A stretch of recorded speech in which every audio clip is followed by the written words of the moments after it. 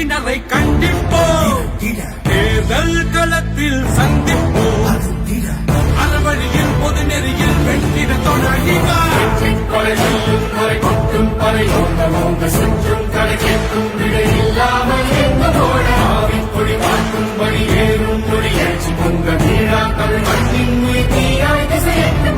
Doctor அக்கா தமிழிசைக்கு தாமரை சின்னத்தில் வாக்களித்து வெற்றி பெறச் செய்வீர். மறந்து விடாதீர்கள், உங்கள் ஓட்டு தாமரைக்கே.